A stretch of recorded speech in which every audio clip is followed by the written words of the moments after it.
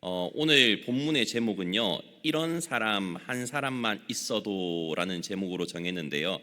사실 오늘 본문의 이제 그 메인 아이디어는 이 제목과는 사실 상관이 없어야 되는 거고, 다윗이 압살롬을 돌아오게 하는 거에 사실 더 초점을 맞춰야 되는 거거든요.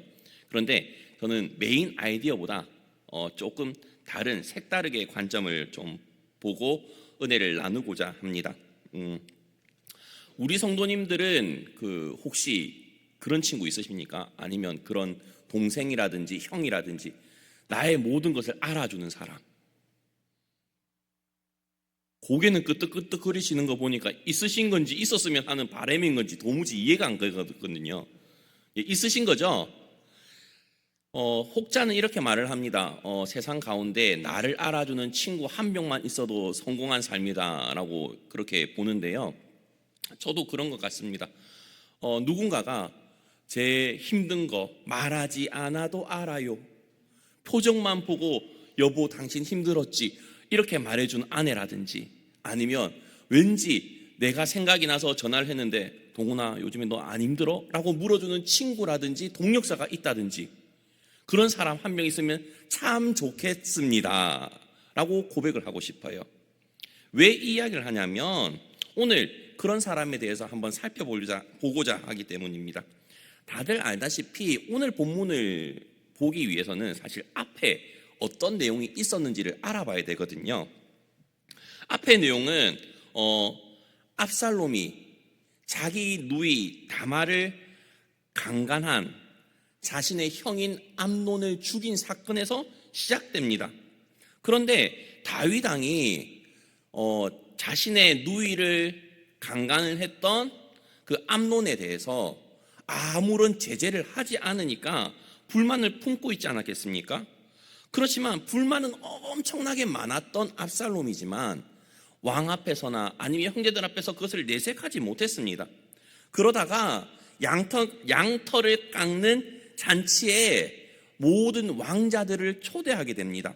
왜냐하면 그 시대 당시나 이스라엘 가운데 양털 깎는 날은 잔칫날이거든요. 그리고 축제와 잔칫날이기 또 하기 때문에 그 형제들을 초청하는 것이 아무런 문제가 되지 않았습니다. 거의 추수감사절 같은 그런 느낌이기도 하기 때문이죠. 그런데 이 잔치를 위해서 맨 처음 압살롬이 한 행동이 무엇이었냐면 다윗 왕을 초대했었습니다. 그런데 다윗 왕이 잔치에 참여하지 못한다라고 이야기를 하니까, 그러자 압살롬이 왕한테 이렇게 말을 합니다. 아버지죠, 꼭 그러면 암논 형은 좀 보내주십시오. 좀 잔치를 함께 했었으면 좋겠습니다 라고 말을 하는 것이죠. 그런데 다윗 왕도 눈치가 있지 않습니까? 압살롬이 암논에게 좋은 감정이 없을 거라는 건 눈치가 있잖아요. 자기 누이를 보냈었는데. 그러니까 암논만 보낸 게 아니라 모든 왕자들을 다 함께 잔치에 참여하게 합니다. 이후에 술과 잔치가 벌어집니다. 그 상황 가운데 이 압살롬이 어떻게 하냐면 자신의 아래에 있는 수하들에게 이렇게 말합니다. 모든 책임은 내가 지겠다. 암논이 그리고 사람들이 술이 완전히 취하고 인사불성 상태가 되면 암논을 죽여라. 그 뒤는 내가 책임지겠다고 하는 것이죠. 그리고 결국 때가 와가지고 암논은 죽게 됩니다. 그런데 암논이 죽게 되니까 다른 왕자들이 술이 번쩍 깨지 않겠습니까? 그 정도로 술을 안 마셔봐서 모르시겠죠. 내 눈앞에서 피가 튀는데 정신이 안 깨겠습니까? 다른 왕자들이 다 자기 노새들을 타고 도망쳐 나옵니다. 그런데 그 소식을 누가 듣냐면 다윗 왕이 듣게 된다는 것이죠. 근데 이 암논만 죽었다는 소식이 아니라 왕자들이 다 죽었다고 이렇게 소문이 과장되어서 났습니다. 압살롬이 모든 왕자를 죽였다고 말이죠. 그런데 그때 다윗 왕의 옆에 있던 요나답이라는 사람이 뭐라고 하냐면, 왕이여 그렇지 않을 겁니다. 젊은 왕자들이 다 죽지는 않을 것이고 아마 압살롬은 암논 왕자만 죽였을 것입니다. 왜냐하면 압살롬이 자신의 누이 다말을 욕보인 것을 알고 난 이후부터는 암논을 죽이려고 결심을 했었기 때문입니다 라고 하면서 이 요나답이라는 사람이 암논이 죽을 것이라는 것을 예견을 했었다는 것을 이야기를 하죠. 그런데요, 재미난 사실이 무엇인지 아십니까? 이 요나답이라는 사람이요, 압살롬이 암논을 죽일 거란 사실도 알고 있었지만 그만큼 사리 분별도 빠르고 판단도 빠르고 얄쌍한 사람이기도 한데요, 아이러니하게도 이 요나답은 암논으로 하여금 다말을 겁탈하게끔 만든 사람이기도 하다는 겁니다. 참 재밌죠? 간에 붙었다가 쓸개 붙었다 하듯이 이 요나답이란 사람은 다윗에게 가서 이 압살롬이 암논만 죽였을 것이다 라고 이야기를 했고, 암논한테는 그 전에 다말이 그렇게 갖기 원하면 이렇게 하라는 방법으로, 사용 방법이라고 보기보다는 좀 치사한 방법이지만 이 암논의 가려운 부분을 긁어주는 역할을 했다는 것입니다. 그게 사무엘하 13장 3절부터 5절까지 있는데요, 요나답이 했던 이야기를 한번 나누겠습니다. 제가 먼저 읽겠습니다. 제가 다 읽겠습니다. 암논에게 요나답이라 하는 친구가 있으니 그는 다윗의 형 시므아의 아들이요 심히 간교한 자라. 그가 암논에게 이르되, 왕자여, 당신은 어찌하여 나날이 이렇게 파리하여 가느냐? 내게 말해주지 아니하겠느냐 하니, 암논이 말하되, 내가 아우 압살롬의 누이 다말을 사랑함이니라 하니라. 요나답이 그에게 이르되, 침상에 누워 병든 채 하다가 내 아버지가 너를 보러 오거든 너는 그에게 말하기를, 원하건대 내 누이 다말이 와서 내게 떡을 먹이되 내가 보는 데에서 떡을 차려 그의 손으로 먹여주게 하옵소서 하라 하니. 자, 너무나도 상황 판단도 빠르고 간교한 사람이 바로 요나답이라는 사람이었죠. 그런데 이 오늘 본문 앞에 보면 13장 마지막 부분을 살펴보면 압살롬이 자신의 배 다른 형인 암논을 살해하고 찾아간 곳이 어디냐면 그술이라는 지역의 할아버지인 달메에게 찾아갔습니다. 그리고 나서 다윗왕으로부터 안전을 얻을 수 있게 되는 것이죠. 그리고 3년을 그곳에 머물러 있으면서 결국 다윗은 압살롬을 벌하려던 생각을 멈추게 되었고 암논의 죽음을 받아들이게 된다는 것입니다. 그런데 여기서 문제가 뭐냐면요, 다들 알다시피 우리는 도피성 제도라는 것을 알고 있습니다. 그런데 도피성 제도라는 것은 부지 중에 내가 실수로 사람을 죽인 자가 도망할 수 있는 것이고, 그죠? 그런데 이 압살롬이 암논을 죽인 것은 부지 중일까요? 고의로 죽였을까요? 대놓고 죽였을까요? 대놓고 죽인 것 아닙니까? 그런 경우는 어떻게 해야 되죠? 즉결 심판입니다. 그죠? 바로 죽어도 할 말이 없습니다. 그런데 아이러니하게도 도피성으로도 숨은 것이 아니라 인척이 있는 그술 지역까지 도망쳐 갔다는 것입니다. 이렇게 압살롬은 도망을 가죠. 참 재미있지 않습니까? 그리고 다윗의 우유부단함 때문에 이런 모든 일들이 발생하게 되었습니다. 여러 모양으로 여러 사람들이 고난을 당하고 있는 것이죠. 그리고 오늘 본문 1절을 보게 되면 다윗 왕은 이제 암논의 죽음은 받아들이게 되고요, 살아있는 압살롬에게 온 신경을 다 쏟고 관심을 가지고 있는 것을 알 수 있습니다. 그런데 그 상황 가운데서 누가 재빨리 상황을 파악하고 계획을 짜냐면 눈치 빠른 요압입니다. 드고아에 있는 지혜로운 여인과 함께 압살롬을 불러들일 계획을 짜는 것이죠. 그리고 오늘 본문 가운데 가장 두드러지게 많은 분량을 차지하고 있는 사람이 바로 드고아에 있던 그 지혜로운 여인, 그리고 그 여인과 다윗과의 대화입니다. 다윗 시대에 아주 충성스럽게 다윗을 보필했던 사람이 바로 요압입니다. 물론 끝이 좋지는 않았지만 군대 장관으로서 왕국 내에서 아주 확실한 입지를 다졌던 사람이었죠.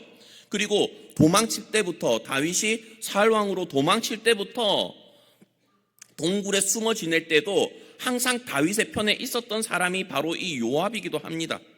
그런데 그가 자신의 동생 아사헬이 사울 집의 군대 장관인 아브넬에게 죽임당하자 그 원수를 갚고자 아브넬을 꾀해서 살해하기도 했었고요. 그 일로 다윗에게 오늘 본문 앞에 보게 되면 저주도 받고 책망도 받기도 했던 사람이 바로 요압 장군입니다. 그 후 여부스족의 성 다윗성을 쳐서 정복함으로 나중에 군대 장관이 되기도 하죠. 그리고 수리아, 에돔, 암몬 등을 공격해가지고 다윗 왕국의 안정과 정복 사업에 1등 공신을 한 역할을 한 사람도 바로 이 요압 장군입니다. 다윗의 그 전쟁과 요압을 뗄래야 뗄 수 없는 그런 관계로 엮여져 있다는 것이죠. 그리고 밧세바를 취하려고 하는 다윗의 계획에 동조해가지고 그 밧세바의 남편인 우리아를 전장에서 죽게 만든 사람도 이 바로 요압이라는 사람이고요. 암논과 다말의 일로 다윗과 압살롬의 관계가 소원했을 때 두 사람을 화해시키려고 했던 오늘 본문의 핵심 인물도 바로 요압입니다. 그리고 나중에 압살롬이 반란을 일으켰을 때 다윗의 명령을 어기고 압살롬을 살해할 사람도 요압입니다. 그리고 다윗의 분노를 사기도 했죠. 다윗이 인생 말년에 인구 조사를 하고자 할 때 요압이 그것을 반대도 합니다. 물론 인구 조사를 실시하긴 하지만 요압은 왕의 명령이 마땅치 않아 가지고 자신이 고의로 레위 지파라든지 베냐민 지파는 계수도 하지 않았습니다. 결국 맨 마지막 가운데 다윗 이후에 후계자 문제가 대두되자 요압은 제사장 아비아달과 함께 아도니아를 취재하기도 합니다. 그리고 다윗은 솔로몬에게 유언으로 요압을 징계할 것을 당부했고 솔로몬은 무고한 사람의 피를 흘린 죄값을 물어 요압을 살해하게도 됩니다. 그렇게 요압의 인생은 참 파란만장합니다. 처음엔 끝까지 다윗에게 충성을 했던 모습이 참 많았지만 결국 끝은 좋지 않았던 인물이기도 하지만 그 누구보다도 다윗과 함께 지냈던 시간이 길었기 때문에 다윗의 표정만 봐도 그가 무엇을 원하는지 제일 잘 알고 있었던 사람이 바로 요압이라는 사람이라는 것입니다. 그런 요압이 다윗의 마음을 읽고 드고아의 여인을 섭외하게 됩니다. 알다시피 여인은 상복을 입고 머리에 기름을 바르지 아니하고 오랫동안 상중인 것처럼 다윗 왕 앞에 서게 되죠.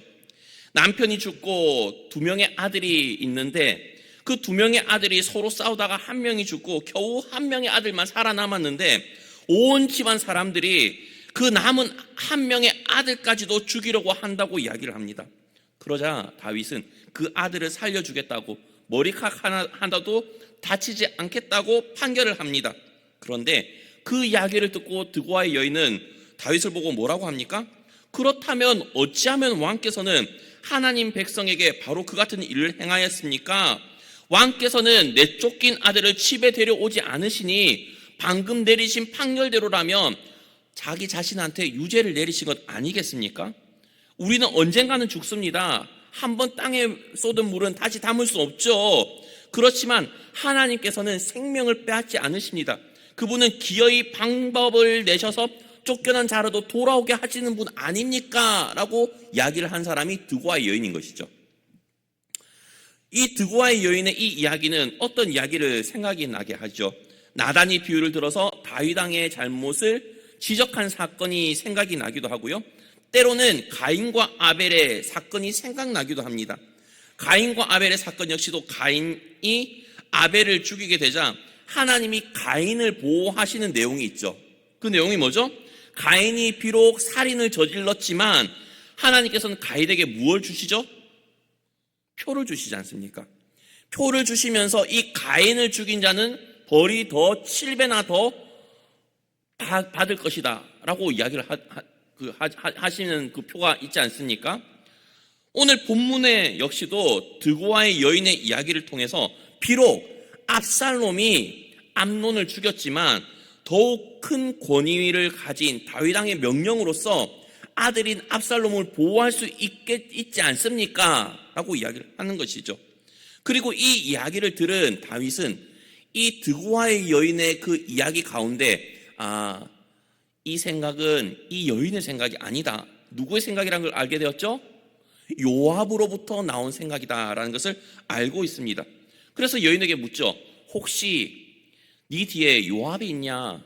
그러니까 드고아의 여인은 솔직히 말을 합니다. 이 모든 일을 행하고 내 입에 왕에게 할 말도 알려준 사람 역시 요압입니다 라고 말을 하는 것이죠. 오늘 본문의 내용을 살펴보면 요압이 드고아의 여인과 함께 압살롬을 불러들이기 위한 계획을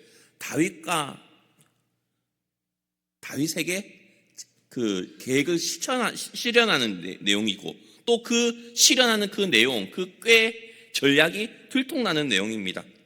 그런데요, 다윗 왕 자신이 했던 잘못 때문에 한편으로는 왕자인 암논이 죽게 되었습니다. 또 다른 왕자인 압살롬은 자신과 이별하게 되는 상황 가운데 다윗 왕과 그러한 다윗 왕의 마음을 헤아리는 충성스러운 부하인 요압이 행한 일에 대한 내용이 바로 오늘 본문의 내용인 것이죠. 다윗은 자신이 행한 범죄, 즉 밧세바를 강제로 범한 죄 때문에 암논이 다말에게 했던 그 죄에 대한 책임을 묻지 못했었습니다. 왜죠? 만약에 암논이 아빠인 다윗 왕에게 아니 아빠도 그래가지고 솔로몬 낳았잖아요, 뭐 이렇게 하면 할 말이 없지 않습니까? 그러니까 그 간음을 한 그 죄를 암논에게 묻지를 못했다는 것입니다. 그러다 보니까 그 간음을 했던 그 죄로 인해 파생되었던 암논의 그 범죄로 인해서 가족 간에, 형제 간에 사륙의 전쟁이 벌어지게 되었지만, 그로 인한 그 책임도 자신으로부터 나왔다는 그 생각 때문에 비통한 마음이지만 암논에게도 압살롬에게도 말을 하지 못했다는 것입니다. 물론 다윗 자신은 나단 선지자로부터 밧세바를 범했을 당시 하나님 앞에 온전히 회개함으로 나아갑니다. 그것이 다들 알다시피 시편 51편에 있는 내용 아닙니까? 9절부터 11절 제가 여러 번 읽어드렸는데요, 오늘도 한번 읽어드리겠습니다. 주의 얼굴을 내 죄에서 돌이키시고 내 모든 죄악을 지워주소서. 하나님이여, 내 속에 정한 마음을 창조하시고 내 안에 정직한 영을 새롭게 하소서. 나를 주 앞에서 쫓아내지 마시며 주의 성령을 내게서 거두지 마소서. 이렇게 철저히 회개했던 다윗입니다. 만약에 다윗이 밧세바를 간통하지 않고 그 남편 우리아를 죽이지 않았다면 다말에 대한 암논의 범죄가 일어났을까요? 혹 일어났더라도 암논에게 아무 말도 못하는 그런 상황은 생기지 않았을 것 같습니다. 뭐 그렇다고 해가지고 범죄가 일어났을지 안 일어났을지는 아무도 모릅니다. 그리고 압살롬이 암논을 죽인 것이 가족인 다말을 위한 정당한 살인인지 아니면 자신의 왕권을 확보하기 위한 악의적인 살인인지 그 모든 가정들은 우리가 알 수 없습니다. 다만 확실하게 알 수 있는 것은 다윗 왕이 그 복수의 연결고리를 제공했다는 사건입니다. 밧세바를 범한 사건. 다윗 자신이 밧세바를 범했었기 때문에 자신의 아들인 암논이 다말을 범하였어도 크게 꾸짖지 못했습니다. 화가 나고 분노하였을지는 모르지만 징계하지 못한 것이죠. 그리고 압살롬이 암논을 죽이게 되는 결과에도 정작 다윗 왕 자신은 모든 판결에 대해서는 하나님 앞에 맡겨두어야 되고 자신이 뭐라고 할 수 있음에도 불구하고 아무 말 못했습니다. 왜죠? 자신도 요압을 통해 가지고 누구를 살인했었나요? 우리아를 살인했었지 않습니까? 밧세바를 취하기 위해서. 그러니까 압살롬의 그 살인에 대해서도 아무런 말을 못하게 되는 것입니다. 때로는 우리가 해야 될 말이 있습니다. 하기 부담스러운 말인데도 꼭 해야 되는 말들이 있습니다. 어떤 것들이 있죠? 잘못했으면 잘못했습니다라고 인정을 하면서 용서를 빌어야 됩니다. 그런데 어떤 사람에게는 이것이 죽기보다도 힘들어요. 왜죠? 자존심이 상하거든요.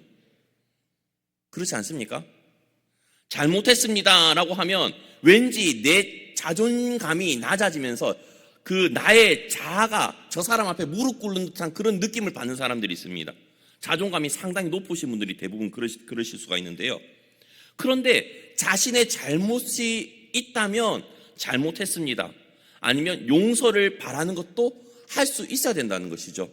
그런데 다윗은 자신의 아들들에게 하나님한테는 회개하고 돌이켰는지 모르지만 자신의 자녀들에게는 아버지의 실수 때문에 이런 일이 생겨서 미안하다 이런 말이 전혀 없습니다. 그러니까 자녀들 대해서 이런 끊임없이 계속해서 범죄가 일어나고 있지 않습니까? 오늘 본문을 보면서 저는 많이 생각한 것이 있습니다. 내가 과연 다윗이었다면 어떻게 했을까? 정의와 명분에 따라서, 그리고 왕이기 때문에 이 압살롬이 자신의 할아버지에게 가 있는 것을 그대로 방치했을 것인가, 아니면 끄집어 머리끄댕이 잡아 당겨가지고 족쳤을 것인가, 아니면 요압이 이런 행동을 하기 전에 어떤 행동을 했을 것인가, 여러 가지 입장을 많이 생각을 해보았습니다. 또 요압의 입장에서도 생각을 해본 것이 있습니다. 나는 왕이 그렇게 압살롬이 생각한다는 것을 알고 그렇게 왕과 압살롬의 관계를 회복시켜주기 위해서 노력을 했을 것인가, 좋은 게 좋은 거지라고 하면서 아무런 행동들 하지 않았을지는 않을까, 이런 생각들을 했다는 것이죠. 우리 성도님들은 어떻게 했겠습니까? 다윗의 입장이라면 어떻게 행동을 했을 것 같고, 요압의 입장이었으면 어떻게 행동을 했을 것 같습니까? 왕이 3년 동안 압살롬을 그리워하는 것을 알고 가슴 아파하는 것을 알고 충심으로 했을지는 모르겠지만, 그럼에도 불구하고 다윗을 그 누구보다도 잘 알고 있었던 요압이기 때문에 압살롬과 화해하게 하는 전략을 펼치고 있다는 것입니다. 그런 면에서 오늘 설교를 준비하면서 그런 생각도 들었습니다. 저는 부목사지 않습니까? 부목사로서 담임 목사님께서 어떤 마음을 가지시고 어떤 고민을 가지고 계시고 또 어떠한 갈등이 있으신 걸, 갈등이 있으시겠죠? 없는 사람은 없으니까. 그것을 해결하기 위해서 나는 요압처럼 무슨 노력을 하나? 이런 생각 저만 하나요? 그런데 그런 생각을 해보는 게 나쁘진 않지 않습니까? 그런 의미에서 왕의 마음을 헤아릴 수 있고 또한 그것을 해결하기 위해서 솔선수범해서 나섰던 요압의 모습은 너무나도 많은 생각을 하게 한다는 것입니다. 우리의 왕은 예수님입니다. 그죠? 그럼 그 왕의 고민 많으시겠죠, 예수님도. 그죠? 그 고민을 해결하기 위해서는 우리는 어떤 노력을 할까요? 예수님의 관심이 어디에 있는지 우리는 전혀 알려고 하지도 않는 경우가 참 많지 않습니까? 우리는 그리스도인으로서 하나님의 자녀라고 말을 하면서 예수님이 나의 주인이라고 하면서 주인이 무엇에 관심이 있는지, 어떤 고민이 있는지, 옥포제일교회 세 가족을 보냈는데 잘 정착하지 못해가지고 애끓는 주님의 마음 모를 수도 있고, 구역원들이 아프고 있는데 아무도 관심을 가지지 않는 이런 상황 가운데서도 애통하는 주님의 마음이 느껴질 수도 있고, 그죠? 그런 부분에서 참 많은 생각을 하게 되었다는 것입니다. 또 그런 부분에서는요, 다윗과 요압의 관계가 부럽기도 했습니다. 왠 줄 아세요? 누군가가 내 표정만 보고도 목사님 지금 당장 커피 필요하시죠? 라면서 커피를 갖다 주시는 분이 계실지를 모르겠습니다. 목사님 배고프시죠? 라고 하면서 짜장면을 시켜주실 분이 계실지는 모르겠습니다. 저 배 안 고픕니다. 커피 오늘 이미 많이 마셨습니다. 그렇기 때문에 이렇게 말을 하는데요, 그런 것처럼 우리는 서로가 서로에게 관심을 가지고 그 사람이 무엇이 필요한지, 교회에서 무엇이 필요한지, 정말로 예수님이 무엇을 원하시는지 그에 대한 관심을 잘 가지는 요압과 같은 사람이 되었으면 좋겠다는 것입니다. 물론 오늘 본문에 나오는 요나답과 같이 간사한 깨로 여기 붙었다가 저기 붙었다 하지 말고요. 그리고 다윗은요, 요압이 어떤 의미로 자신에게 이러한 행동을 했는지 알고 있었던 사람입니다. 그러니까 요압에게 가가지고 압살롬을 불러오라고 하는 거죠. 물론 불러와가지고 좋게 지내지도 않습니다. 그러나 요압의 그 마음을 받아는 준다는 것이죠. 그렇지 않습니까? 그러면서 저는 생각이, 우리 모든 성도님들도 그렇고 저도 그렇고 한편으로는 요압처럼 충성된 사람이었으면 좋겠다. 하나님의 마음을 시원케 하는 얼음 냉수와 같은 역할을 하는 사람이었으면 좋겠다. 그리고 우리 이웃에게 있는 사람들, 정말로 말로만 구역 식구, 말로만 같은 기관이라고 하지 않고 정말로 같은 기관과 구역에 속한 사람들에게 관심을 가지고 그들에게 필요한 것들을 관심을 가지고 또한 문제를 적극적으로 해결해 줄 수 있는 사람이었으면 좋겠다. 그런 생각이 들더라고요. 그러면 주님의 마음이 너무나도 기쁘시지 않을까요? 그런데 그러기 위해서는요, 서로가 서로에 대해서 잘 알아야 됩니다. 친해지셔야겠죠. 그죠? 다윗과 요압처럼 목숨을 여러 번 생사의 전쟁을 많이 펼쳤기 때문에 이런 관계가 펼쳐지는 겁니다. 정말로 기도의 용사로서 영적 전쟁을 많이 치르고 저희들도 있지 않습니까? 그렇지 않나요? 평안하다 가운데 살아오고 계십니까? 저는 영적 전쟁이 너무나 치열하게 느껴지는데요. 그렇기 때문에 그 치열한 영적 전쟁의 상황 가운데 함께 기도의 동역자로 살아가고 계시는 구역 식구들끼리, 기관 식구들끼리, 교회 공동체 식구들끼리 더 많은 관심과 더 많은 애정을 가지고 화평케 하는 요압과 같은 역할을 잘 감당했으면 좋겠습니다. 그리고요, 그 무엇보다도 하나님의 마음을 시원케 하는 사람이 되었으면 좋겠습니다. 말씀은 여기까지 끝나고요. 마음이 상한